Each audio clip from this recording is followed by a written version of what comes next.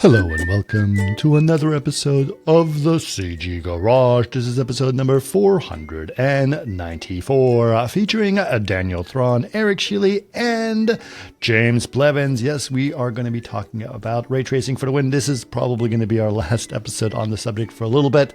We've had many podcasts on the subject, but this is really, guys, the one where we talk a little bit more about the nitty gritty of this. Of course, Daniel was the director on the project. Erick Schiele was the production designer involved in a lot of the design of the project, and James Blevins was the virtual production producer on it, and of course I was the producer on it. We all actually wore many hats on the project, including the fact that all four of us were actors in the show as well.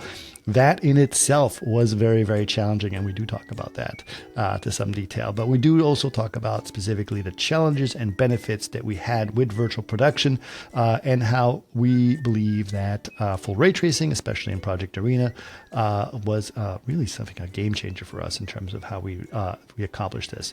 A lot of discussion about the importance of planning everything and how we were able to do a lot of work in a very short amount of time because of what we were doing. So that itself was really cool. So it was really sort of a lot of fun too. Obviously, all these guys are a lot of fun. And we talk a lot about the fun that was involved in the production of this short. So really cool thing to do as well. Okay, I do have some announcements. Okay, so specifically product announcements. If you want to know more about these, just go to chaos.com. The first one is, speaking of Project Arena, Vantage 2.6 is out. Yes, Vantage obviously is the core renderer that is responsible for Project Arena, and 2.6 is out, which means there are lots of new features, which I'm very excited about. It's kind of amazing how these features are just, you'll see this list. But anyway, the first one is, yes, subsurface scattering now is available in Vantage. Yes, you can get full subsurface scattering in real time, fully ray traced, which is a big deal. We also now support water shaders, include water surface shaders specifically through the Phoenix displacement, which is really great. That's part of Vantage as well. We also support full opacity. Yes, before we did have opacity, but it's sort of only binary. It only had on and off opacity, but we now actually support full transparency that are going at different levels of opacity. So that is super exciting. And we also have a support of V-Ray Clipper now natively in real time. All of these things are in real time, which is really cool. We've added support for certain VR controllers as well, which is also great. And we have several new camera tools, which is also great. So lots and lots of new updates to Vantage 2.6. If you are a Vantage customer, I'm sure you guys will be very excited. But yeah, that makes a big difference for what we're going in terms of our real-time ray tracing. I also do want to announce that we have a new product, which we are very excited about. Chaos Envision was released and made public during AU 2024, so that is super exciting. It is essentially a tool that has advanced animation and 3D assembly that has been made for real-time for ArcViz, and really great to see that. So if you are interested in knowing more about Chaos Envision, make sure and check it out. Go to our website, chaos.com, and learn everything there is to know about Chaos Envision. In terms of events, I do want to mention, just go to chaos.com/events. I do want to mention the last couple of weeks, I have been at some really exciting Chaos VES events that went super well. And I want to thank the VES for allowing us to go there and to talk about both Ray Tracing for the Win and Project Arena. Yes, those were, we had a VES event in London, and we also had one in Berlin, and they were super well received and very exciting. It looks like a lot of people are interested in what Project Arena has to offer, because it seems that the visual effects industry and the virtual production industry is ready to look at many alternative things. And we really truly feel that there has been a sort of the right moment in time for now for during this flux in the industry to look at what that has to offer. So super excited about that. We do have a couple events coming up. I do want to mention Chaos Unboxed is happening on November 7th. We have two November 7th events, one in Tokyo and one in Paris. If you're interested in going to Chaos Unboxed, just go to chaos.com/events for all of the details there, including all the other events that are coming up. All right. If you guys want to know more about the podcast, of course, you can just go to chaos.com/CG Garage. If you can also follow us on Facebook, facebook.com/CG Garage Podcast. We are available on YouTube, and now we have a brand new page. So if you used to follow us on youtube.com/chaosgrouptv, we now have a new one just for the podcast, and it's youtube.com/@CGGaragePodcast, youtube.com/@CGGaragePodcast. Love to have you follow us there. Make sure and like and subscribe and hit that notification bell, as they say. And that would be a great place for you to follow us all of our YouTube channels for the podcast, which, of course, all these podcasts are now also in video format, which is also fun. And if you have suggestions of podcasts, we have great ones. And we will be following up on several of these from emails. We'd love to continue to hear those. Email us, labs@chaos.com. Again, it is labs@chaos.com. But for now, please enjoy episode number 494 with Daniel Thron, Erick Schiele, and James Blevins. Welcome to another CG Garage, where the Chaos Group talks. You'll know it's over when the last bucket drops. We're gonna fire off rays in high dynamic range. We know that ambient occlusion is passé. Global illumination won't lead you astray. And while image-based lighting is really swell, you need to make sure everything has Fresnel. I'm drinking from a Moira Rose I coffee love mug. that mug. Look at that. Holy moly, where'd you get that? The world is falling apart around us, and I am dying inside. It's so That's long. what she did, is when she had the sink on, the water going in a sink, and it was all hot. She's like, it's so hot. And he's like, turn the cold on. She's like, I am not an alchemist. But this was her arguing to try to get into the motel that had a suite, right? I am not an alchemist. Don't sell She's yourself so short, funny. Her Chance. vocabulary It's true for is you. outrageous in that thing. Okay, so listen, guys, we've all sort of been involved in ray tracing for the win for actually quite a while. Like James, I got you sort of told you about this. I mean, almost a year ago. Yeah, and I tried when you first brought it up. I was like, no. You think you want to do this, but you do not want to do this. I mean, I was hoping you wanted to do it, but still, I had to test the waters. Well, there were two things that I was testing you for. One, because I knew your involvement in virtual production. I was like, we want to do something cool with virtual production. And then your first reaction was like, this is already a space that's been filled, right? Right, that's right. Yeah. I had been approached by Brian Gaffney almost a year previous, and at that point, Unreal's commitment to virtual production was, I mean, there was no competing in the space. It was Unreal or nothing. Right. And you basically was like, in order to do this, there's a lot of work you're going to have to do to make this work. And you were kind of giving me this warning, right? I think I gave you a list of like 3 or 5 things. I'm like, look, in order for you even to play in this space, you could have tracking. You're gonna have. There's a bunch of things you haven't thought of. Look. Hey, look here, son. You know. Yeah. And what did I do? Well, what surprised? This is the part of the story where I'm like, ruh-roh. Vlado took 3 weeks to apply the notes. I'm sure he had already been thinking about them, right? Sure. But you spun them around so fast. I was, surprised. And that's my dog. I'm sorry. We'll protect That's okay. the borderland. And I just was really surprised and suddenly chagrined that this was going to be a thing. And I went, well, okay. And we called up Fuse. Right. And said, look, we got this thing. And thankfully, the people over at Fuse knew what ray tracing was and the benefits of it. And they were like, no, that can't be real. I'm like, no, it's a thing. And so, that's when we got the demo up, right? And invited all our friends.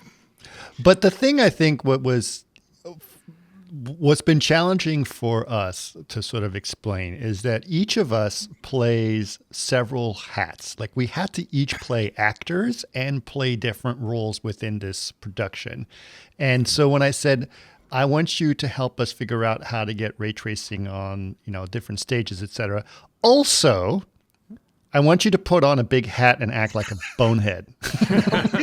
I think this is only helpful, actually. Ultimately.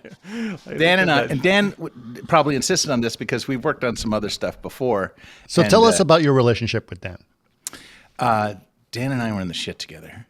Yeah. You know, back in the we worked Have you ever together in seen, what we call Hamburger Hill. Yeah, that's me and Jens. Yeah, how did you meet? the Plywood Palace. We met in the Plywood Palace, which was sort of Digital this. building? It was the Digital Domain building, right? The Google. It was the commercial area, not the digital building. area. It was the commercial area. Yeah. At this point, my entire career is providing technical assistance to all of you artists, you know, working on getting your renders out, you know. So I managed the first render farms and just, you know, went over the slow part. That was my job, just turning to the group and going, well, if you want to go faster, it's over there and it'll cost you, some money to fix. But if you want to do it, we can do it. That was my career for like 15 years. And that's what I was doing at Digital Domain was the choke point there was rendering. And so we did a lot of data management. It was... if you knew a guy, you could get your shot done that night, you know, and I was that guy. You know? Yeah. And also, So Dan was what were you doing then? You were doing these beautiful matte paintings, right? Yeah, I was doing matte painting, and I do want to. I think we should paint a picture for the audience of what Plywood Palace means.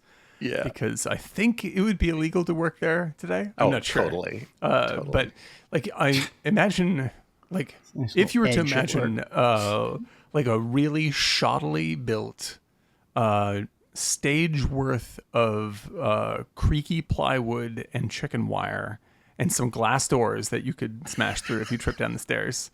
That is slightly less dangerous than what we were actually working in. As someone who used to be an architect, this is the pinnacle of the early Frank Gehry. Like Yes. it's pretty much just booby trap architecture. And that's the area where he was he was making chairs out of cardboard. Yes. Yes. That was that time. And And those like, chairs, there's by the some way, gorgeous stuff too. are worth Like a lot of cardboard whales, chairs are right? worth like $5,000, $10,000, $15,000 right now. I worked at a place in Santa Monica when I first moved and to LA in the mid 90s, 95, and they had the whole thing like that. But they were, after a while, the edges like burr. You know what I mean? They just smooth out. What happened if you spilled coffee? I mean, that would be a disaster. It just stayed. I can't believe they're worth that much. That whole building smelled like a foot. It was just the most amazing place But in a the world. good foot. Yeah, But it was never. definitely it had all of the earmarks of the needs for diversity and inclusivity. It was a frat house. It was It was holds barred, and, man. That was and we were all place. self-medicating, and alcohol was a big part of our reward system. Yes, self rewards. Yeah. Oh my glory be. I came because I came in the tail end of the quote glory days of Digital Domain. Yeah, it's always that way, right? Can you turn your mic up a little bit more, Daniel? You're you getting bet. super quiet. But that experience alone was it was essentially because I didn't go to any fancy college.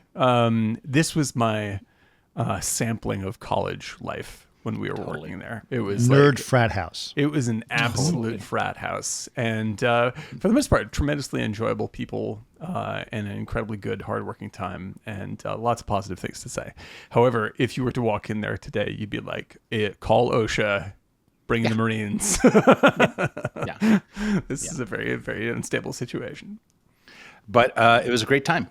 It was a great time, and people just were very driven to get a shot done, and they were doing, it was the atmosphere where people show you like, oh, look at this photoreal thing, and you have to go, that's nice, and then you show them like the 9 Inch Nails video, or like when we were doing photoreal in 2001, Well, and that was and one of the this first is very big V-Ray. important. Yeah, like there's one of the first V-Ray things. I only got to work on that one tangentially, but it's a Fincher video for 9 Inch Nails, and I want to just note like my training specifically at the commercial division was extraordinarily important, I think, to our to my ethic today and to all of our ethics today. Yeah, I agree. Regarding work. I worked a little bit there, but I was film. But I agree on the ethics that actually the business in general. Because it is a problem-solving, get-it-done atmosphere. That's right. As opposed to a bloated pipeline, massive studio waste of money. And that's why when Fincher came to us to do Zodiac via the commercial division pipeline, like we were able to have an extraordinarily small team and rip out some of the like most notable effects of that decade very, very quickly with an insane team. I think this was we are going to get to Does that include short, Orville but I do want to bring up, Redenbacher? and it was Eric is absolutely right. We were a problem solving group, right? If there was something not working, we try to figure out how to work it. There are other companies where if there's a problem, you write a help ticket and you sit at your desk and wait until it's solved. Yeah. And it's a different situation. Yeah. And it's so wasteful. I remember specifically. Go ahead. Something tickled him. Something got him. I know this guy who was at Sony when I worked at Sony, and he basically was just walking down the aisle between these things, you know, the little spaces that you have, and he asked this guy about something, and they're talking, and you know they're talking for like 16 minutes, and this guy head pops up from across the room out of a cubicle. It's like, guys, that's over the 15-minute mark.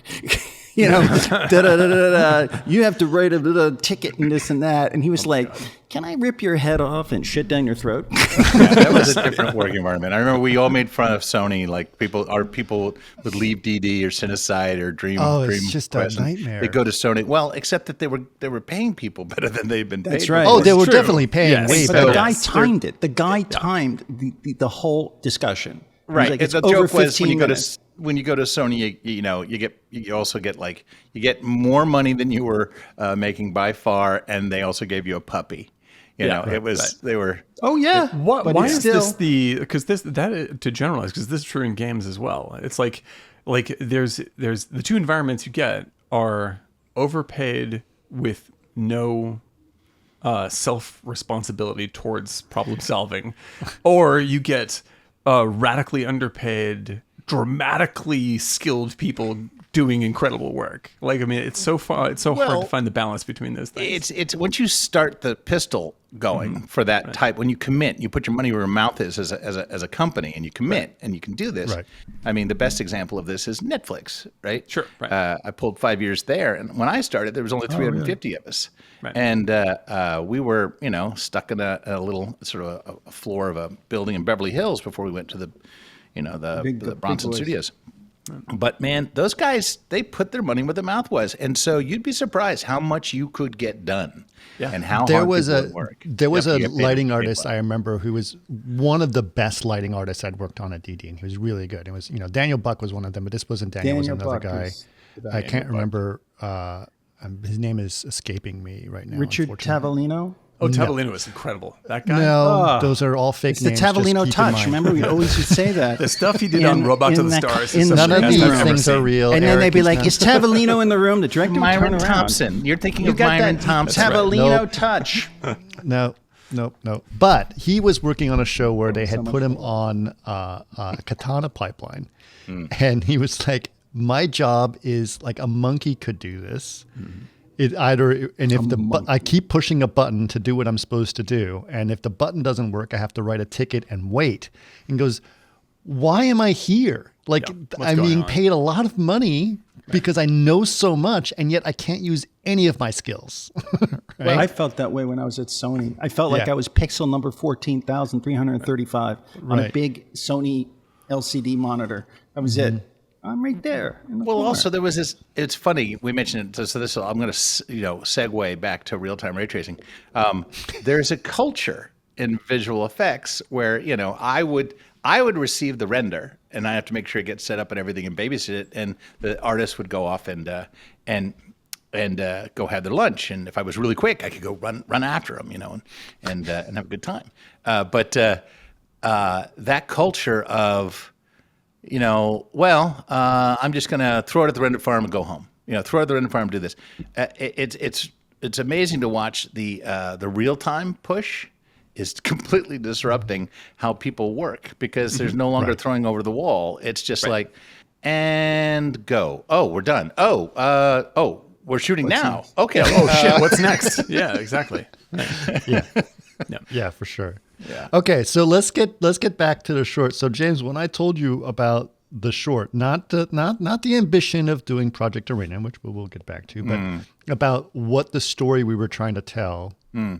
What were your thoughts about that? It's funny. I don't. The story doesn't really sink in until I have the script. So I'm sure you told me what the story was over and over, but until I see the script, I'm like, because it'll inform you in a different way. And then I saw the script, and of course, because I have Dan on speed dial, I immediately went to him and said, so had a few questions. But it's like, remember Rob in the behind the scenes, his response is, they called me up and they said, we're doing, and I said, stop, I'm in, that was sort of the same thing. Right. And but along the way, I'll make little tweaks and changes, and tell Dan, maybe we could do this, maybe we could do that. Aren't you trying to say this? Well, James and I have a history together because we've acted together in the amazing Carl Denham's film, The Waiver, in which we played best friends. And we established early on a sort of repartee that we've been exploiting ever since. I see it here in the three of you, by the way. That repartee is repartee. It comes from you, Dan. No, I don't know about that. I think that there's a certain. I think we're all in touch with a certain kind of tone and vibe. And as soon as we started talking about who the bad guy was for this thing, like, it was impossible not to think of the most ludicrous things I've seen James do. Going back to your comment, Chris, about we wore a lot of hats, right? And when we were at the premiere, there was that whole statement by some of the audience. You guys wore a lot of hats. I think that's Literally. literally, and boots. Look at that. But I'll tell you, there is really, at this particular moment, 2024, second half of 2024, in media entertainment, you cannot wait for anyone else to tell you what to do, in which case you have to move forward yourself. And there's no greater time to do it. And that will manifest as wearing a lot of hats. The American production system is very regimented, and you could track it all the way back to when, the military took over the studios, right? Just sort of some of that was left over, I think. But if you go to Korea, now they're doing it a totally different way. The director's doing everything. No one is tweaking the script. The script is, no one talks until the script is done. It's The recent Godzilla, the director was like that. Yeah, he was on the box doing stuff. I mean, it was like 19 people. But that was in Japan. Yeah, Yes, I Not know. Korea. yeah, that's right. No, but I'm saying like, that as an example Netflix- of the right kind of filmmaking attitude. Yes, right. and that there are varied ways to make movies. And so Yes. what is going to be a surprise, I think, for many classicists in the American film content creation business is that there's going to be a little bit of toe stepping, as the jobs that we used to do alter. But especially above the line, everyone's doing everything. I think that it's the rise of independent filmmaking. And I think, in fact, when we go back to think about what we were, or the rise again, because independent filmmaking has had many glory days, but it's in stark contrast, shall we say, to exactly what we were talking about, where you sit there and put a help desk ticket in. Yeah, exactly. Maybe because I think that the core of the reason why people wear a lot of hats, like any indie film group, as you're saying, James, like everyone wears a lot of hats because there's not enough people and a lot of hats. Like, that's just the way it is. And if you're there to make a movie, like if your goal is to make the movie, like if the problem that you're trying to solve is the movie is not yet made, then you should go, how many hats can I wear? Right. Like that should be the question. It's interesting because I had worked on set in art department, and then when I moved out, I started merging over to digital, and I was doing titles, but the first film I did as a 3D CG artist, I spent 2 years on Sky Captain working with the director, which was totally like do everything. Do it all. Do it all. Right. Do it all. Right. Well, that And, was just blue screen. The whole thing was blue screen. It was what? It was like the whole movie was blue screen. And now, and that movie, which like has an enormous amount of beautiful elements, like the more money that became available for that movie, the more difficult time they had making the movie. Right. Yeah. Like they had a harder and harder time, from what I understand, like making the creative They decisions that didn't needed bother to be made. telling the director about very- the script revisions. Yeah, it's very easy to say we'll throw money at the problem, but when you're making a movie, it actually creates more problems. It creates more problems. It is funny with the amount of money floating above us all. And this is the other thing with Project Arena was the other part of the you don't want to do this is trying to tell you guys there's not a lot of there's not a huge market here, right? You often think like, well, no, you're feeding the world. Yes, we are, but there's really only like so many of these stages, Right. And so when you're talking about getting into this, I was like, Well, the this market's is a just not thing, that right? big. Because let's tackle this a little bit, and then I want to get back to a couple other things. But there are only so many of these stages, but yet all these stages are not always 100% busy because it's still very expensive to get onto that stage, right? And every one day. of the reasons it's expensive is that it takes a huge amount of effort to get the data ready for that stage, right? How do you answer this? I think it's more disruptive in that there's been a line drawn between production and post, and VFX hasn't been included on the post side of that line. And if they're fortunate enough and strong enough and powerful enough and creative enough, they have been invited to be further and further up into the production part of the thing. That's an absolute requirement in virtual production. So much so that I have encouraged departments that are already there to engage with virtual production because just because it's a created element does not necessarily mean that it has to come from visual effects. No offense, fellas.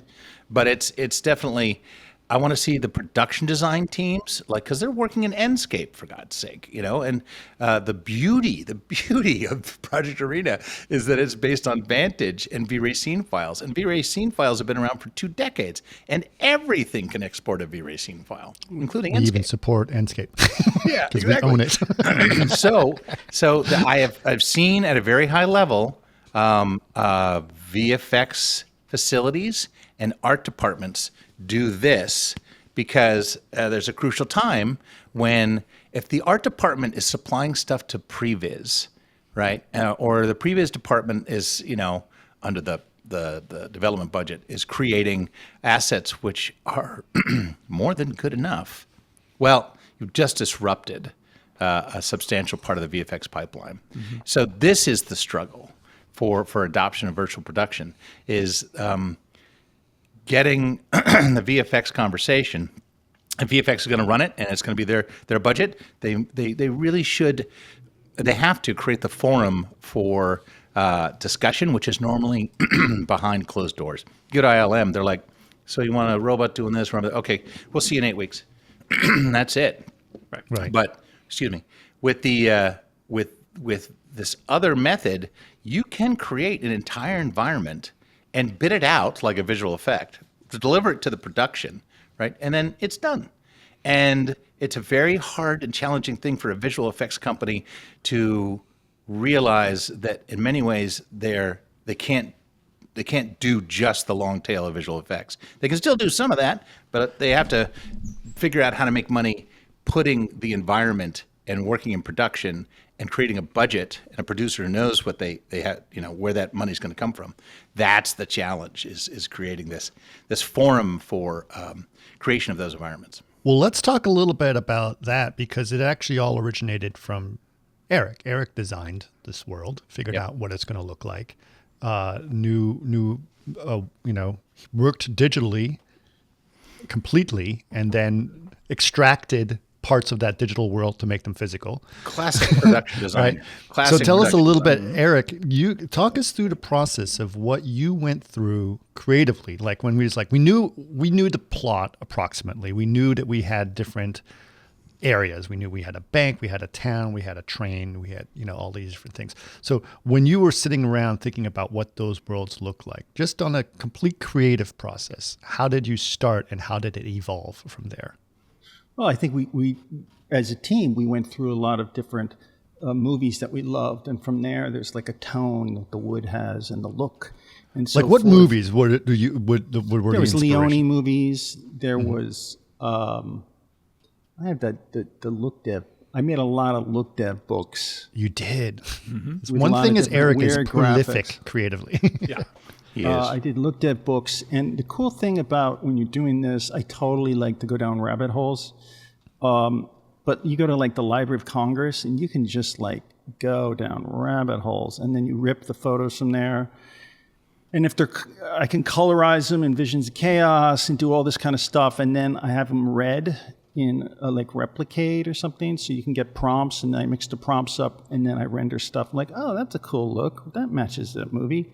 And then from there, I showed it in books to Dan and Chris. And then we kind of started to build it out. But we also built it out just to knowing that we didn't have a huge stage. We had to be super flexible. So we went through a lot of different iterations before I started texturing things and so forth, just to be sure that it's the proper. Because I think the original one was like, 36 feet? Yeah. Originally we were I think the talking about original 36, train yeah. is 36 feet. So I said, let's break it up by curtains, pardon me, and other things to make it look like it's portion of the train. But that would have been huge. And then, once you start getting those ideas and you start talking to builders, there was a lot of builders who were just like, oh, we'll make it as one piece. It's like, no, it's got to be modular so we can maybe use it for other parts. And only one guy, Tom, was like, yeah, it's a great idea. I'll do it. Yep. And it's like, oh, there we go. I mean, the Somebody said limitations yes of the to stage modular. really, like if you bring a 36-foot, whatever it is, I'm on that stage, that's the stage. Yeah. Yeah, Tom was great. Met him on The Mandalorian, and the whole team, of course, was fantastic. But Tom, I went up to him during the shoot, and I said, "Wouldn't the art department like to control some of this? Actually control the application, integration of the physical and the digital?" And he just very exuberantly said, "Yes, they absolutely want that control."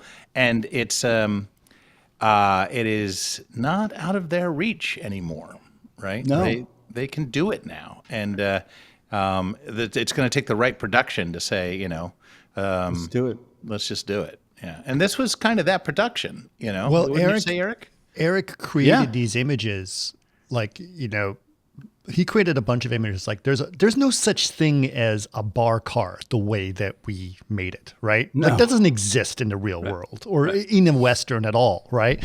But we said we need a saloon and a train combined somehow, right? Mm-hmm. And so Eric imagined what that would look like in a lot of Some of those prompts came out pretty cool. they Oh, it's came out glorious. awesome. I was like, yeah, that's exactly.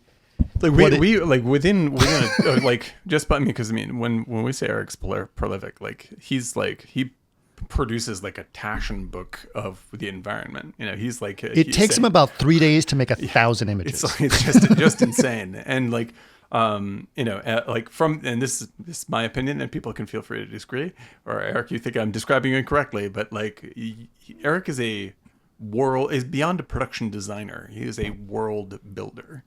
Like, and Yeah, I feel would like, say it's a world builder. Maybe because I write. I'm a writer. yeah, right? because I don't like, think But it's really, weird. Like, Yeah. yeah, like I really feel like I get to, it's like being able to work in that world. Like he comes to us with this like fully designed environment with all this flavor, based on I a few did write conversations. prompts like it was like something like a McNicholson train design that would go from Phoenix to somewhere in Nevada, and he was entering the train for the first time. because he had money to build a train company, Well- and it was weird exactly, stuff. And I right. just That's the wrote whole thing. it, You're telling and a I story. threw Right, portions of it exactly. in. I was like, hey, that kind of works. And all of a sudden, you see this old McNicholson guy standing by his train, really proud. I was like, oh, there you go. That's I think the point, right? Is like Erick is not just giving prompts of what he thinks the image should be. He gives the whole thing a story, and somehow it comes out a little bit that's weirder, richer. a You little feel bit. the story okay. in the A image. prime example. Absolutely. Prime example, first time I met Eric, really, when we were working at the Fuse demo, right? And trying to get it to happen. And he had some downtime. And he's typey. I'm like, oh, I don't know what he's doing, but, he'll show me something at some point, right? And so I guess maybe an hour later, he just goes, hey, look at this. And he shows me these AI prompts he was working on because he could. He goes, oh, what am I looking at here? Because it was this beautiful advertisements from the 70s of Japanese models in front of Japanese cars that looked really sleek that never existed. Yeah. And I'm like, And then what? I gave fake names to Gave them. fake names you for the know, backstory. and fake colors to the car. It's like And I realized- candy apple white. And he's just doing this. He's just doing this to keep himself off the streets. You know what I mean? I think He's that's so good. because you know what it is? I'll be honest with you. yeah. I was in therapy since the 90s, and I stopped therapy like 4 years ago for price reasons. So I think I just have to do that, clean the pipes. Yeah. Well, don't stop. And it was a merging of AI Get more coming pipes. out and not going to therapy. It was like, zing, like that Pink Floyd, like, Yeah. Exactly. going. And The I thing- think as the- long as you keep your mind moving, I can't jump anywhere. I'm on the first floor, ground floor. So, but the point is, it's that's safety, right? Yeah. Safety first. I always first. sort of jokingly say that he's a little bit like Cyclops in X-Men. I just got to put the mask on, and then you get like a focus that's like Yeah, then you can go kill way bad guys more instantaneously. Yeah, no, it's true. Like I do think like there's to bring all the elements of this conversation together. Like James, James, I have a question for you, if you don't mind me asking a question to Chris. You get 5. What is it that put VFX in such a backloaded, non-creative position? Money. Okay, there we go. Money. The race to the bottom, right? There was look no further than poor old Rhythm and Hughes, right? They tried to do it right, and in fact, they won the Oscar the day they shut they shut their door, right? I mean, it's just And he didn't even thank him, the director. Yeah, no, that's bad It is news. a crazy business, Great right? director. And Bad everyone. call. We always forget to thank people. And we always I even on Project Arena, here we are going, yay, Project Arena, and we have to come back and you have a and say, lot of people. Very involved. a lot of people to thank, right? I mean, all those engineers who created the thing, they're back in Bulgaria going, they came out for the premiere, and I'm like, oh my God, yeah, this is the movie industry, entertainment industry has a terrible track record of celebrating its technologists. It just does, and that's why it's hard to recruit more. But in any case, we have to sort of we're all Where do you attracted think to this that's business. going? Like, Sorry? the way technology is going. Oh my and God! what you just said about the lack of, where do you think everything's headed? Well, let's finish up on the VFX. No, let's do race it to the now. bottom. No, okay. So the VFX thing partnered with an irresponsibility on the bad partnerships on the studio level, right? Of people saying, "Oh yeah, I know you crewed up 200 people, and that's probably tough, but I'm going to catch you on the next one. Can you just wait? We were going to do a February start, but now we got to do a June because of scheduling, right? And it's him, that's why Scott Ross is at the end of your show, at the end of the short going, I told you so. It was a race to the bottom, and of course, media entertainment has no problem drawing people in from all walks of life like a moth to a flame, because apparently creating stories is a function of the species, right? And so we there seems to be something that a justification and rationalization to continue to do it. But we went global, VFX went global. And I also think that there's some habits that were sort of ingrained in the VFX pipeline that we're disrupting today, But Eric, what was the question again? We go back.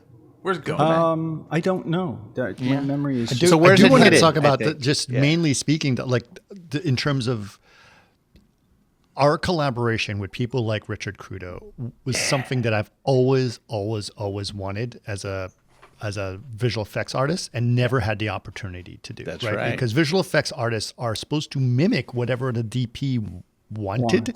Yeah. And we never have the opportunity to even see that person, right? And so I can imagine how frustrating it is for a DP, right? Like Richard even said, it's like, I shoot a green screen and it always comps in terribly and I have no say in how terrible the comp looks, right? But here, he does. He's like, I'm the one compositing it. I'm the one that's making it the right choice. I know what exposure that background should be. Richard is amazing, and he's going to find he's going to get more and more control because he's going to. I remember Baz Idoin was working on something for the ASC, and it was just he's got previs down because the Mandalorian workflow was very heavy on previs, but he was nervous the first time. He said, I would like to justify some more light over there. And he suddenly realized he was having this conversation at a point of creation where he could ask for a window, and that sort of made him nervous. He's like, I can ask for a window or a skylight, right? And they were like, yeah, man, typey. There's your window, there's your skylight, and it is funny to watch the light bulb go off over people's heads. They get used to it very quickly. Yeah, because I feel like it's like when we went to a stage when we were first just testing this out and really just dragging a virtual light kit around to control the lighting on actors and just like doing this live, like you could see Richard's eyes go, oh my God, what is this? This is like this would normally take like an hour and a half to do the stuff we're doing right now. The role of the conversations with the production designer, watching that open up, and also the role of the digital gaffer. I can't wait for these in real life gaffers to become also digital gaffers, and DMX lighting is sort of enabling that. But there are people who succeed in becoming real friends to DPs and having those lighting conversations because that's where they bond over is, helping them achieve their look. Right. And then they just carry right on through the lighting decisions they made in previs right into the virtual production stage. But we should note that a lot of people think you can just put everything from a wall and you don't need any other lights. You do. 100% need other lights. But that's okay, right? Because what's the one thing movie sets do really, really well? They make light. Yeah, well, the thing is, like you're lighting that's actually a great metaphor for the entire thing because you're creative all the way through the process of making a movie. Like you have to be, obviously, right? The two parts where it's like mostly creative are pre-production and editing, right? When you're in production, you're executing all the creativity that you've scheduled, right? And the more you have, the more solid the decisions you have made in pre-production, the more time you have available to be creative in those moments when you want to be in production, right? But when you disconnect, the artists who should be working together, i.e. the VFX people and the cinematographer, and you disconnect them in pre-production and just go, oh, that'll be all taken care of in post. Don't worry about it. Like you're actually disconnect. It's like you're actually locking in the shittiest possible look. Yeah, because no one's committed to anything. No one's decided anything because even like Richard, you may have Richard Crudo in pre-production, right? But if he doesn't know what the final in VFX is going to look like, then he has to light generally, right? So you have these really great DPs working on giant studio franchise films, and they're forced into, because they're shooting on green screen, lighting sort of like soft light from the top and all this like totally vague lighting.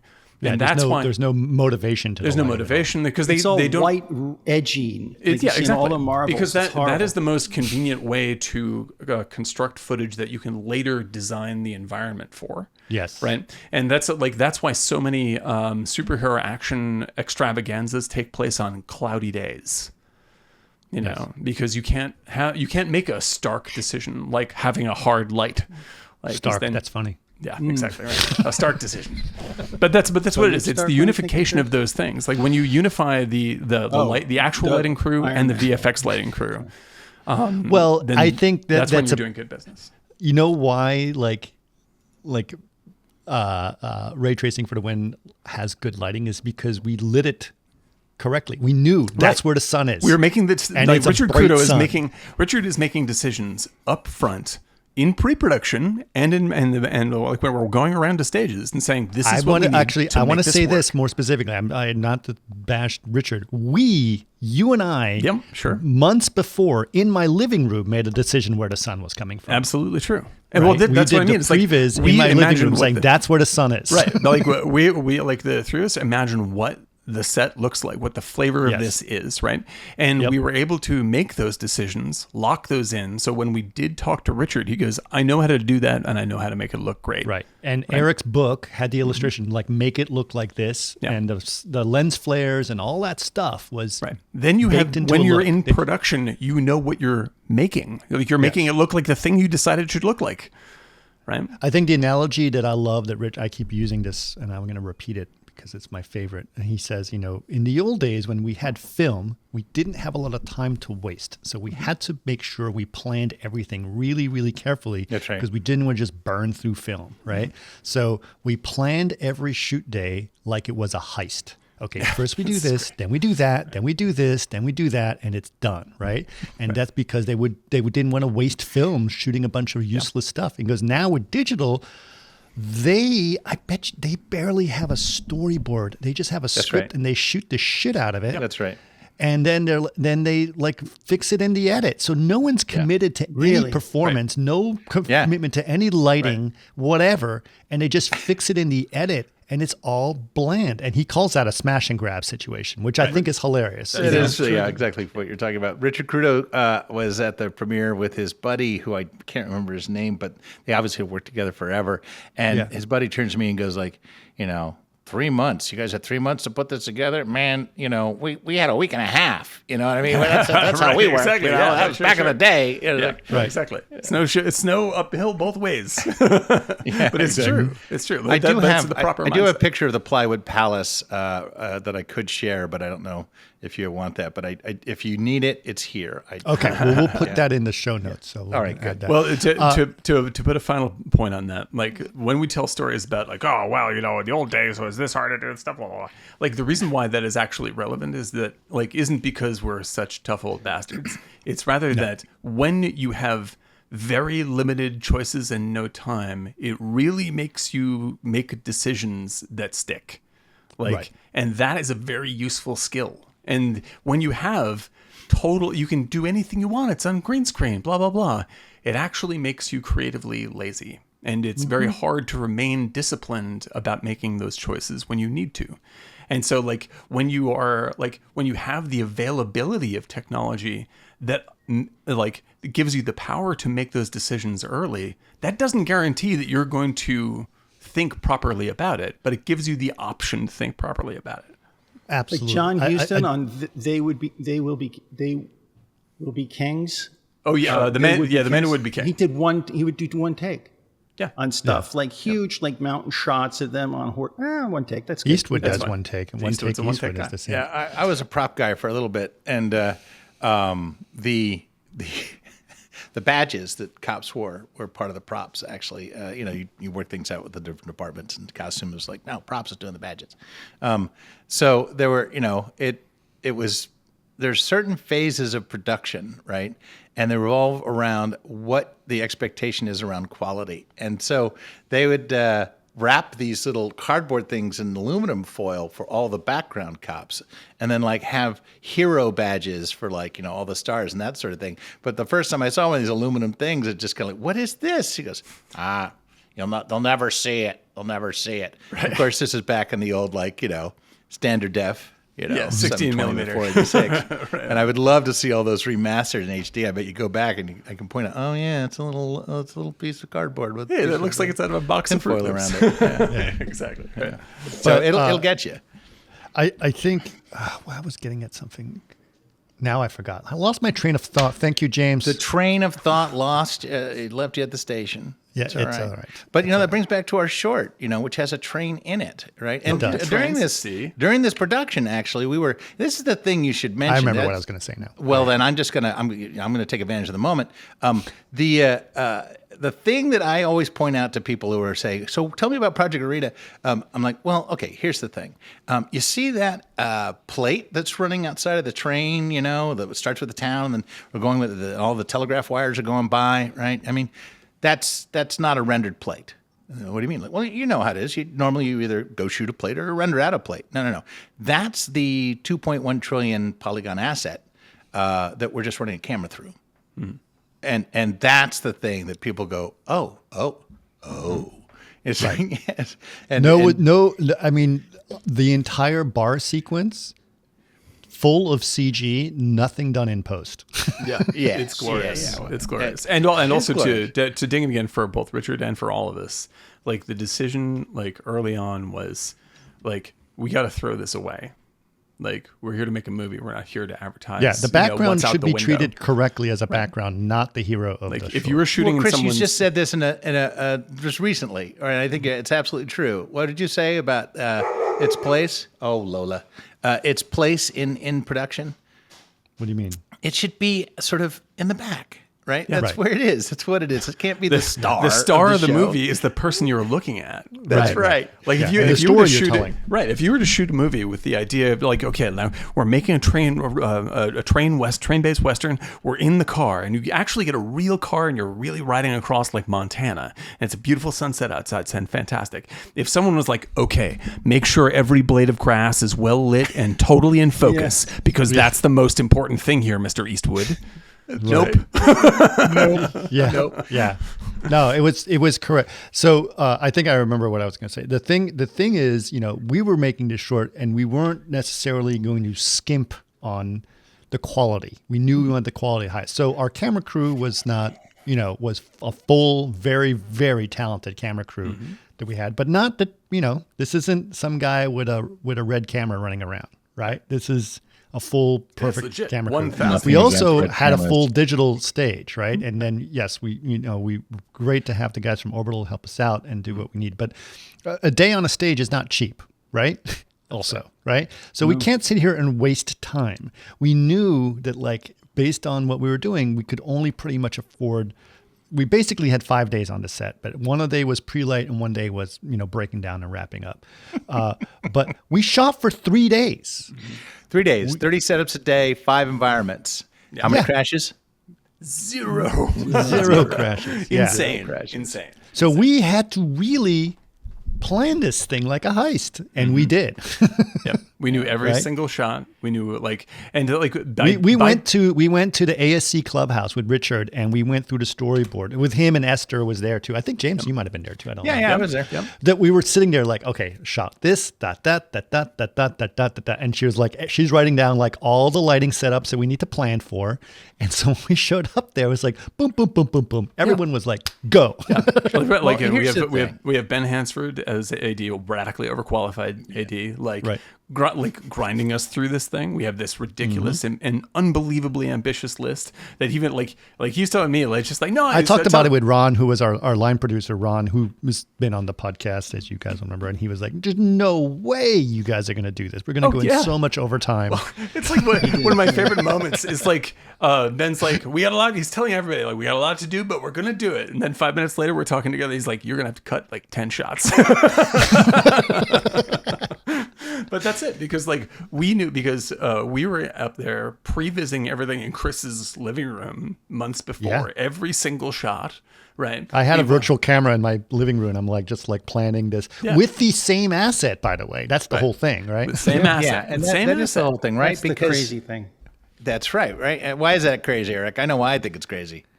Because it starts in the art department and goes all the way through to the end to the screen, and it doesn't really change except maybe paths on textures. It's so crazy.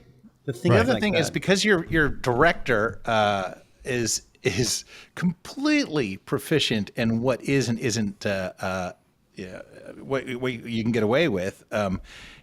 You guys jumped back and forth as at will to use that asset for whatever you needed it for. Yep. Right. Pure Just VFX just shot. do anything Done. you need. Exactly. You know, Done, done, anything done, you done. need. It's just so fast. And it became, in that So way, it fast. became really versatile, right? And it just that is the part that people don't quite understand. Well, this is the thing, right? It's because Ben Hansford, as I mentioned before, AD, he's actually a full-blown director of ads. You've seen hilarious ads from him at the Super Bowl, et cetera, et cetera. Like we were blessed to have him come on the set to help us out with this thing. But he warned me so many times. He's like, I've shot so much virtual production. You are going to lose 4 hours a day to crashes. You're gonna because once it crashes, it's going to be rebooting, it's going to be retesting and reloading everything. Blah blah blah. And this was is what's going software to happen. that has never seen Right. production. He could not believe this tech. He was just like, I can't believe this happened. This is because we're just like, this is what virtual production was supposed to be as advertised. And You him know? as a guy who does a lot of commercials, he was also one of the people who's like, I can't afford to use virtual production for commercials because I can't afford the downtime. The downtime, yeah, you're throwing money in a hole. You know? Yeah. But this actually worked the way that everyone advertised that it should work. That was There are some established Unreal pipelines out there that are very cool, and Unreal is definitely look. You're going to want to do a lot of particles. Please go. There's to loads of Unreal, great stuff for you know? Unreal. For Oh, sure. yeah, I'm not saying, Without but doubt. there's exactly. there's 90% of people just want a really good looking background. And so I talked to one of these guys who has one of these Unreal pipelines, and they were kind of, I think they said Project Arena came up in conversation. Sure. And someone, not me, said, what is Project Arena? And this guy, who has a very successful Unreal pipeline in virtual production, goes, oh, it's a bunch of VFX guys who are sort of, just want to get into virtual production, and I sat there and I couldn't hold my tongue. I said, yeah, it is a bunch of virtual production VFX guys who, by the way, have a lot of Oscars, and some of them have budgets, and they do want to get into virtual production and use it properly. But here's how it's going to happen. It's going to happen in this way. A production designer that you're working on, feeding your Unreal pipeline, at one point will suddenly realize that they can just see it, like now, right? It would take them 15 minutes. And so they can go ahead and go through the whole decimation thing and get it to the final, the Unreal thing. But if you just need to see it, okay, let's just put it up.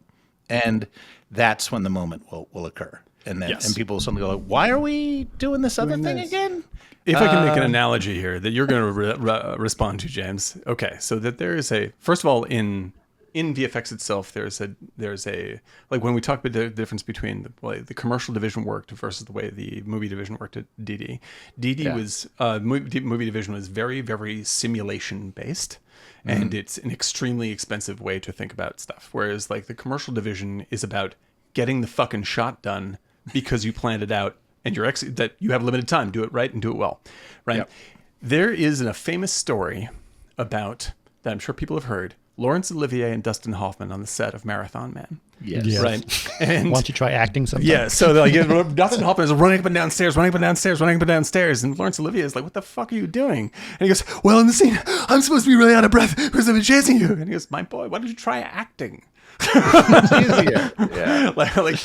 When you talk about making a movie, there's loads of incredibly powerful video game based tools in Unreal that are unique to Unreal, which is fantastic, right? But when you're talking about making a movie, largely you're talking about pulling off the magic trick of the shot. Yeah. That's it. And you have this much time to do that magic trick. That is the biggest concern from a directorial standpoint. That is the only concern. You have it's everyone's concerned too, right? I mean, it's the guys renting the stage. It's the guys. Yes. It's everyone. Everyone wants to be the most efficient as possible in the space. Because Chris, as you played producer on this, I have to know. I didn't play producer. That's right. You were cast as the producer. How was that? Did you shadow a producer and when you looked around us, did we just have dollar signs above all of our heads when we were walking around? I mean, how does this work? First of all, that was the thing, right?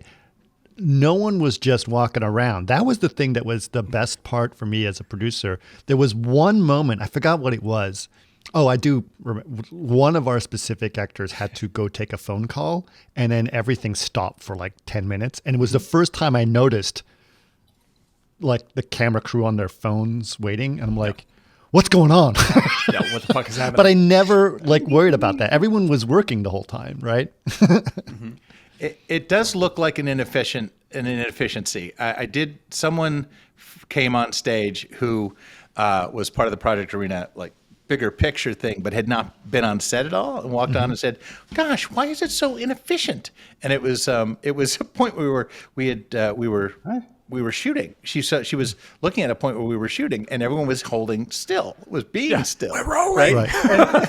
And I was like, yes. Well, The inefficient person is you, blowing the take. Yeah. So stay a little bit longer, right? And you will see something like that person will make a decision, and 6 people will rush to make that dream come true, right? And then if they're not moving, that means the dream has waiting. come true, and we can go. You know, Yeah. Tiger teams. Yeah, it was really, really, really good. Okay, I do want to talk a little bit about some of the fun things. What were? James, let's start with you. What were some of the most unexpected fun things that you remember being? We don't have to talk about arena. We can talk about the actual acting or production or silly stuff. Look, it's something I've always been able to do, right? It's something that you're and it's just like another thing that you can do, and it comes to you easily, and you enjoy doing it. And so, Dan knows this, so he'll occasionally call me up, and I'll be. I've always enjoyed hamming it up, right? And I'm a bit doomed to comedy, and so what I enjoyed was the reaction of people who don't see me in that light. Because it confuses people, right? You need to stay in your pigeonhole, right? I'm a technologist. I've had a very long that's your and Clark illustrious Kent career. day job. That's right. But then you could also do this other thing. Right. And what I did, my most favorite part about that was turning the people who had consternation on their face and going, "Now, come on, now, all of you." You have other talents. You have things that you can do that you've always like. Oh, if only I had time to do it. I would. Right. So that's all I'm doing. Right. I'm just doing that other thing. And frankly, everyone who's come at me is really coming from a place of like, if only I had whatever, the time, the opportunity, whatever. And I'm just there saying, you can do this. You can absolutely do this. You can do whatever you want. You don't have to wait for other people to define what it is that you're good at. In fact, you're probably wasting time if that's what you're doing. And honestly, it's the people I've worked with that have taught me that. It's like you take a look at the people around us. It's Fincher, it's Favreau. It's what is it with the F guys? Yeah. But it's that sort of. That was my favorite part, was being part of that whole like, I'm great. No, you're great. And reminding them that they're great. Yeah. Eric, what was some of your favorite unexpected moments that you got to be part of? I think it was just watching you guys work. I mean, we've been talking about movies for so long, so just sitting back and watching everybody, Dan, kind of work the room, get stuff done. It was fun. It was exciting. It was really exciting. But in the corner of my mind, I was always like the electricity is going to go out or something. Something is going to fuck up, and it's just going to become like a shitstorm. Everyone's throwing fecal matter around. Like, we did that for fun anyway. It was fun. Yeah. But I just was like, well, that explains the makeup. Yeah. Right.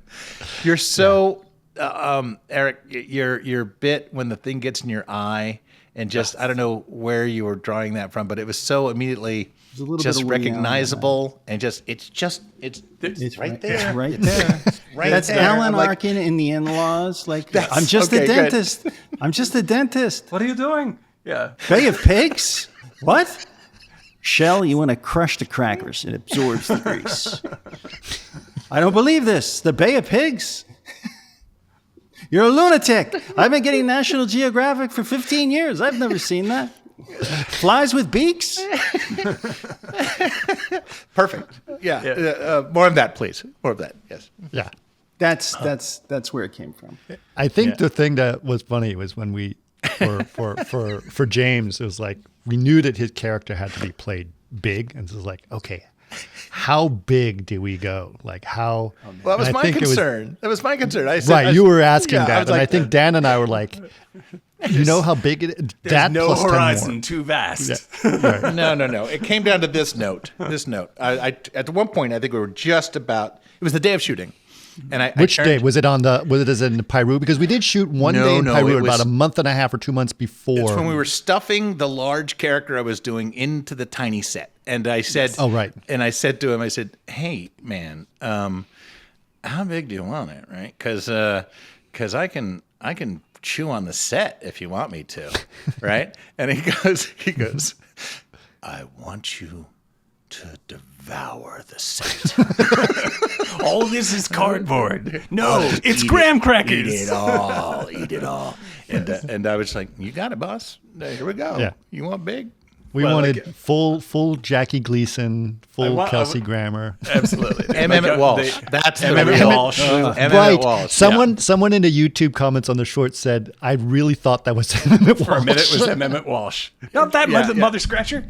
Yeah, like I have to say, if you could have Emmett Walsh's career as a side hustle. oh my god, dude, incredible! I also have to credit James. James has top 3 lines for me in this movie was written by James. Which is when he says to his sidekick son, he goes, "We are attempting to be clandestine." Like it was so. Well, you were almost point. there. You were waiting. You had written the line. I'm just like, and it was like, oh man, we are attempting to be. You need a little more iambic pentameter here. Oh, it's so juicy, dude. So clandestine. Ridiculous. Yeah, that was ridiculous. Because clandestine has not a little, clandestine, you put add a little more clandestine. twang to that word. It's a perfect twang word. Yeah, You know? yeah. Like Who hasn't said their favorite moment yet? Who hasn't said their favorite moment? Dan, what was your favorite moment? There's a bunch of important little ones, like like when we were at your house and we first saw it come together in the virtual lens. I was like, oh fuck, this is happening. Like this, like where your brain just goes click and falls into place. Like, yeah, we're making a movie now. It's no bullshit. Like up until that point, you're kind of just like, yeah, no, we're conceptually, this is going to be a movie. Yes, exactly. I heard we're making a movie. I wonder what we're going to do. But once that happened, that's when I was like, oh, I felt my nerves click on. And we started talking like every day about real shots. Like that was very exciting. I think that the moment we saw stunt cowboys run out on horses in Peru is one of the most breathtaking moments of my whole creative career. We've loved Westerns for so long, all of us. Yeah. But to see that, and we asked these incredibly talented, and some of them are like rodeo riders and competitive rodeo riders, put on a ridiculous green screen suit. It's so beautiful, so beautiful. But I really think, and you can see this in the making of the sort of iconic. The thing that captures the entire production for me is Niederhorst with the leaf blower aiming at James, bouncing up and down on a tractor.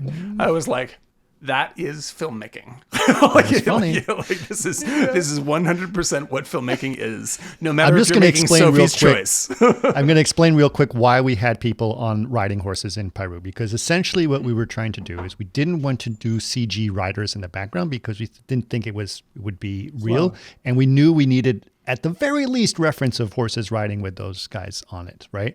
So we filmed them in Peru. We filmed them in a corral riding towards us in slow motion, and we essentially just rotoed them out and put them on cards in virtual in Vantage with Project Arena, so that they would be there in the background riding with us. And we knew that there was a whole sequence where we needed to basically be shooting at these guys on horses. And that's what we essentially shot, which was great. But not only did Peru provide us with the footage of the horses, but they provided us with a whole bunch of set elements that we used actually on set, because Phil's animal massive rentals, amounts of props that are Western props. Oh my God. What a giant. And Phil's the nicest guy in the world. Fantastic. Nicest guy. Yeah. And I just felt like also, I mean, did you get the same sort of thing? It was just like, come on back. Come visit. God, yeah. Bring your he family. did all the time. What a joy all the that guy time. was, man. Yeah, I think I told this Fantastic. story in another one, but like when we were, because our set was being built inside of his barn, right? Which was kind of amazing. That's where Tom was able to build it. And he just basically gave us access to the barn to build the set for, several weeks. But my son wanted to come by to see all the animals. And when I say that the animals on Phil's Animals Oh my gosh. Garage, from flamingos to reindeer, like everything. Famous Also animals you've llamas. seen in many Llamas, TV and film Sasquatch. productions. Yeah, the Sasquatches. He's a little grumpy, but he's nice. He's to- I'll Right. always Kibble remember to. Blanco fondly. Blanco was the name of my white horse. And if you pulled back on both reins on Blanco, he Yeah. walked backwards. That's a good horse. That is a good horse. That's a good horse. It was so Okay. nice to see that you actually rode. That was fantastic. You're actually a rider. That poor horse. Yeah, that's a beautiful. No, it's a great. Like those are great horses, man. Those are gorgeous horses, and that place recommend anyone needs farm equipment or incredible animals to be in movies. Or an emu. I think he I'm had going emu. to tell you a An couple. emu, yeah. I can tell you a couple of my Really favorite sweet. moments that Okay. were there. So one was just getting the people to agree to do this, because I know that I have a Rolodex benefit in my thing. I know a lot of people. I can convince people, but trying to find the right people to be involved is. Like to do it was hard, and I knew that, like, for example, I wanted Paul Bevic to do it, and he was going to do it, but then our dates changed, and he was going to go on vacation, so he couldn't make it. But I was like really thinking about who was going to be there. I think Darren Grant at one point wanted to be part of it, but he couldn't make it. Similar his situation. And then finally, I was like, I think Darren says, it's like, how about getting Marcos? And I was like, Oh my god, no way Marcos would so good. do it. Not that he doesn't like Vlado and they do it. It's just that he lives in Spain. Yeah, that's a Like, big he's not ask. going to fly to That's a big LA ask. to be on a short to do it. And he did. Yeah. And I think seeing Vlado's face when he realized the people that were coming together Oh, it's from beautiful. all over the VFX community to celebrate what had been created just gave him a sense of pride that that was a beautiful moment for me, where it's like Marcos came, Sebastian came, Barbara came, Phil, like all these different people, were there. Ben Proctor was there, Proctor, yep. Kevin Mack, Scott Ross, like all of these guys, they all sort of say, yeah, I'll do it. And they were all willing to celebrate that, which was just that was a wonderful moment that gave me a huge amounts of pride as a producer, right? So I'm going to talk about my producer parts of my favorite You wear things. that hat. Yeah, that comes from you guys, actually. The whole thing is a love Yeah. letter to VFX, honestly. And I explain that, caveat that, like, well, you're going to see a love letter to VFX. And it's also a proof of I concept. I gotta be honest. I remember I was sweating my ass off because they gave me a wool suit, 3-piece, good. and I was so delusional. I was like Dustin Hoffman in that Island movie with Steve McQueen, where he's on Devil's Island. Happy And I on. just grabbed the gun and I just cupped it underneath. And Richard and Ben looked at me and I said, "This gun position, like holding it like this, when you cradle it from underneath, is called the Tyne Daly." Named after her in Magnum Force. The way she held the gun in Magnum Force. She carried And that through Cagney and Lacey. Richard It's was true. like, looked at Ben, he's like, what? I was like, that's called the Tyne Daly movie. Yeah. Yeah, The there's daily. Give me the daily. There was genius- like 12 seconds of like, what? That's called the Yeah, Eric, they can't all be, not everyone's going to get it. Sometimes I was there for you, But buddy. that I was got that down one. here. James, that was improv. I totally made it up because of all the I heat and get- the energy leaving my You- skull. I You was are never like, going to make a Tyne Daly joke that I don't get. I promise you. I'm always you had there me for at you. Tyne Daly. Yeah, absolutely. The other big moment that I remember, and this is testament to we untested software in a new place that had never used it. So our pre-light day, which was challenging, right? Everything was going smoothly. Set building was going great. Light setup was going great. It's just the wall didn't have Arena running on it yet. We were still waiting on it. And it was installation. And the real issue was that the particular stage we were using, that orbital stage, was not necessarily used to a non-Unreal pipeline. So in order for everything to work, they were using a Perforce system, which is what we said, okay, we'll use Perforce to try to move things around. And it just wasn't working in terms of getting all the data synced across all of the different nodes. And we were waiting and waiting for it to work, and it just, you couldn't get Arena to sort of recognize everything. And as a producer, I'm like, sort of 10% listening to what's going on here. James is spending more time there to like, what's going on?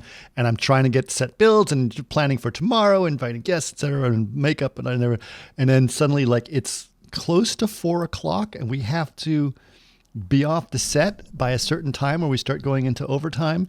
And I took a walk outside because I'm like, nope. I don't know what's going to do. James is looking at me. It's like, maybe we just put video on the back wall. And I was like, I went to Rado and I was like, maybe we put video in the back wall. It's like, we did not come all the way from Sofia to put video on that back wall. And so they like, hold on. Vlado's like, hold on. We're just going to old school Windows copy everything on its own and see how it works.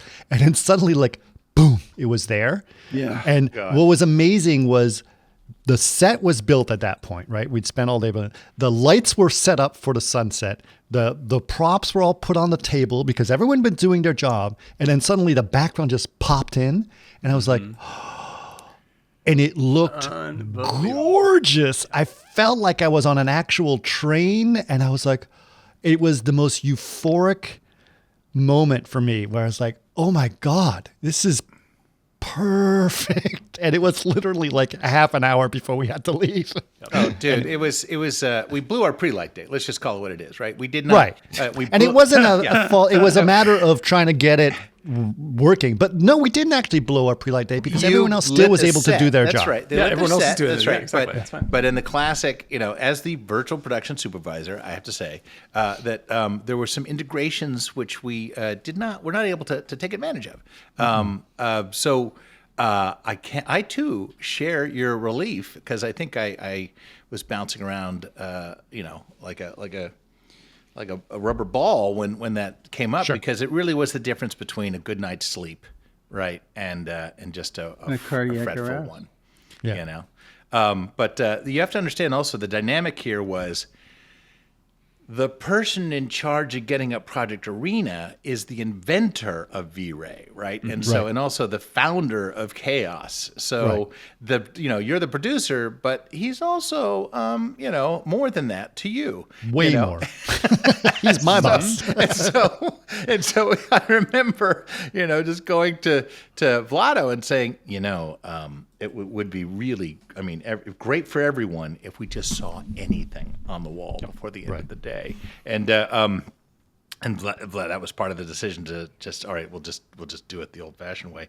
But what an interesting dynamic, right, for the producer. It was almost like a studio head, also writing software. Yeah, it's true. Well, this is reminiscent of. He went home that night. He went home that night and started writing scripts to make sure that he could. Right. In case it happens, like just boom, it'll just propagate all the data across. This those is nodes. the ethos here of like commit to the bit. Like this is what we're here to do. This is what we're going to make work. And when we have faith in each other to pull this thing off, is key to making these things fly. Like it's like my favorite story in indie film production is when Steven Soderbergh is shooting Che, or he's going to be shooting Che. He's going to be shooting on the Red, right? The first time the Red had ever been used for basically anything. And he made a deal because he knows the Red guy, and he's just like, I just need that camera to be there on this day because we're going to be shooting this major movie with Benicio del Toro. So make sure it's on set. And the guy's like, I think I can do it. And he's like, you're going to do it. Don't you worry about it. And Panavision came to Steven Soderbergh and was like, in case that's not ready, should we send you send you a Panavision camera? And Soderbergh's like, nope. Yeah. It's going to be ready. And on the day, the guy delivers and he's like, it's not really ready. And they had to tape ice packs to the Red to shoot. But they shot and they got it done. And it wouldn't look the way that it did, which is a huge leap forward for indie films at the time, if they didn't commit to the bit. And I think that's watching Vlado, Vlado's just like, this is what it's going to be. This is what we're here to prove. And towing the line. We're not here to avoid embarrassment. We're here to create we're here to toe the line and create something new. I don't recommend planning a 30 setup day for the first day of untested software. I do recommend having that much faith in the people you work with that you could do it if you have to. Yeah, absolutely. Yeah.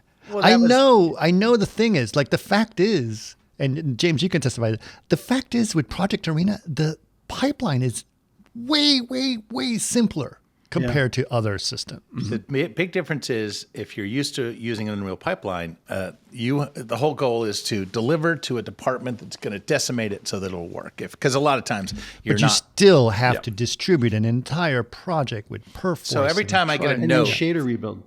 It's shader rebuild, exactly. I need to, and so I lose 8 hours and $5,000 minimum. Right, and that's a very efficient turnaround, by the way.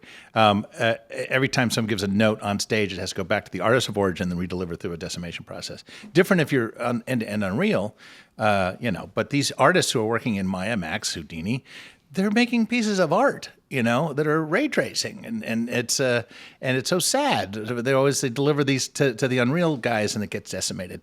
Now the difference is the virtual art department changes shape. And the artist of origin is way more participatory, right? And can actually, and in the case that Chris, you were so smart to bring in that machine so that the guy who created the actual project was also with us on set. So the artist of origin was on set, and so if we had a note, we didn't have to go through 3 layers of whatever in order to get. It was the interesting answer back. because Matthias, who is the guy from the Scope who created, him and his team created the stuff, and he was like, "Well, what am I doing here? I've never been on set. I don't know what I'm doing here." And I was like, "You're here in case anything breaks. How to make it work, and you can do it right here. You have a computer, just like your normal computer. You can open it up in Max. You can open it in Maya, and then you just bloop, and it's on the screen." I drove with Matthias every morning to the set, and we would take the back roads through back downtown LA, and we would pass at stoplights all these cool old buildings, from Deco and so forth, and you'd see inside and have beautiful ceilings and reminiscent of like the 30s and 40s. And I remember just pulling up to one, and I was like, "You see up there?" He's like, "Oh, it's so pretty up there." Third floor, you could see the ceiling, the rafters. I was like, "I bet you in the late 40s, somebody was murdered in that apartment." And he's like, Thank you. I could see LA that. Confidential. Yes. Yeah. And he's like, Over "You're kind of water right." rights. Yeah. I think you may have rubbed up off him because he did learn something on set, and that is he realized that in order to do the job, like the telegraph wires, we decided to space them out differently. And had he known that those kind of requests were coming in, he would have built the mechanisms to quickly and efficiently, do that. And that, I think, is the greatest thing about having someone with that much talent getting some production experience, is because then they incorporate the production design into their work. Yeah, absolutely. Also, do people find that more often than not, people who are really good at their job are also nice? I would say 65% of the time. Buddy. Oh, except James, obviously, proves my point though. But everybody on the crew, like the Scope, it's not always true. There's outstanding jerks, but I think on average, when someone's super, super good at their job, they're also pleasant to work with. And he is like Matthias, like the Scope crew, everything they did, it was just these guys are all knockouts, and they're unpretentious and hardworking. Yeah. It's amazing. And that was true from the beginning, where they were sort of planning out this whole thing that we were testing in Vantage and making sure it's work, all the way to they used the same exact asset for all the establishing shots. And they prevised the little cameras for us. Remember, they're like, here's the pan shot, here's the overshot, here's the chasing this shot, and all those CG shots. They used the same thing the whole time, and it was just beautiful. Like that opening shot, it's gorgeous. Yeah, it's fantastic. There is gladiatorial production, and it's a tried and true practice, and it's been around for a while. And there are different types of producers that encourage that kind of behavior. I just don't think that you guys are interested in that, and you're not interested in working with people who are doing that. So I think the fact that you don't see a lot of those people around is probably a conscious and subconscious choice on your part. Right, true. You know, we don't like working with jerks. That's right. You don't like working with jerks. You don't have to, right? Yeah. But I assure you, there's some gladiatorial stuff still going on, and producers who are, they work differently, and I think that Chris, you just, and all you guys, you just don't want to waste a lot of time because, I don't want to sit here and wait for someone to say, I want, to do my idea. It's me. Now, this is a team effort. We're all working. This is a team sport. That's the whole idea. It's right. And then we too all, fucking and expensive this to is do even, anything else. and also, this is another thing. I had a conversation with my good friend Donna about this because she came to visit us on set, and she goes, the best thing I saw about Richard is that Richard was right up there having conversations with you about how to pull something off. Oh yeah. So often, she says, I see the DP sitting on the director chair on his phone until people figure it out, and he's like, okay, what do you want me to shoot? Oh, no, God. He was like, okay, here's how we're going to let's all figure this out together. Yeah. And when everyone gets to participate in the creative process, then honestly the CG just becomes part of the whole thing, right? Yeah. As opposed to an afterthought, right? Everyone's there to And solve this the was- problem together. That's the idea. Everyone did this, right? Yang Yang got to pick all kinds of random, funny, hilarious things for the costume. Right. Like Meredith got to do all kinds of funny stuff for the makeup. Your sideburns had their own line item in the call sheet, for God's sake. They had their own writer. They did. Yeah. I haven't true. seen them. Last time I saw them was they're getting back into their limo at the premiere. Well, their spin-off show for Netflix did not. They canceled it after one season. So Yeah, well, and- they'll and probably just- come just to be walking clear, back to you. Yeah. We're talking about my sideburns where I was so fortunate to work with, and I hope that I get a chance to work with them again. But Edmund and Tom. That was Edmund and Tom. Yes. Yeah. Good old Tom. Yeah. Why? Yeah. I don't know. Pardon me, When but Meredith I might have auditioned to those leave things. soon. Yeah, I know, Eric. I'm timing it. I know you have to leave in about 9 minutes, so we can wrap I it up. train cats and dogs. Nice. To work together. Yeah, I don't want to lose time because it takes about 15 minutes to get everybody assembled. Sure. No, absolutely. Oh, yeah. It's just giving back, James. You should try it sometime. Pay it forward. True. Pay it forward, buddy. Well, listen, guys, it was a blast to do this. I know that based on this experience, we're going to probably do many more things together because, I think we get it. We get what we're trying to do. And this is a filmmaking process. And one of the things I love about virtual production is that VFX and CG is not just an afterthought. It is part of the conscious and the now that I think makes it much more enjoyable. And when you work with filmmakers who understand that, both in terms of the planning, the creation, the design, as well as the execution in actual shooting and what's, as Richard says, at the time of exposure, it's correct. Yeah, exactly. Right?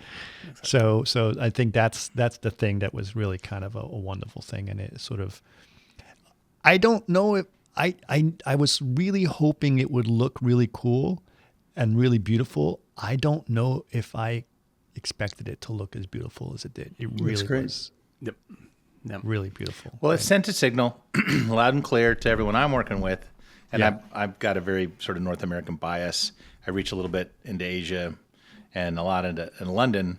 But it sent a signal, and the phone's been ringing, and people have said, oh, we were enjoying this thing, and then suddenly we realized it's ready for prime time. Mm-hmm. And that's the signal you sent. And so it is a good proof of concept in that way, as well as being on its own, exposing Martini Giant, right, as a group that not only talks about movies, but can make them. Hell yeah. Yeah. Hallelujah. Yeah, for sure. All right, guys. Well, thank you so much Thank for you, being Chris, on for everything. CG Garage. It was Dan, great to see you, James. Yep. Awesome to see you I guys. see Thank you. Dan and Eric daily, if not more than once a day, because we're always talking about something fun that we want to do. But James, thank you so much for participating in this and being part of this crazy experiment with us. You can call me. I mean, I'm just sort of I hanging know. around. Anytime that we can, if you guys, if we can do it fulfill, later. if we can avoid assist some in of this, fulfilling okay? the Hey, MM hey, Walsh arc cool. of your career, Hey, what are that's you the guys important doing? thing. That's it. We want to get our blood sample out with you in the cowboy What was hat. that in That's it. Ghostbusters? Yeah, I got a couple come in and like, Guys, you think it's too warm in here for the brie? Rick Moranis. Yeah. Yeah, it's genius. pretty good. I got it Fly on from set because County. I use it as a, you know. And then he locks He himself got out out. of Hollywood. He stopped. Rick Yeah. Moranis just Yeah, he just stopped. got out. He was like, "To hell with this." Yeah. Makes sense. Gladiatorial Makes sense. production exists. Yeah. Yeah. Thanks again. Thank you, man. You were wonderful. It's gonna be fun. On to the next thing. On to the next thing. We got more. We got way more things planned in terms of what's possible. But this was great. So like, yeah, not only did it prove that Project Arena works, but it also proved that making a short is very helpful for us and to actually know how it works in production. So very excited about it. Thanks, guys. Appreciate it. All right. Thanks a lot. That was awesome.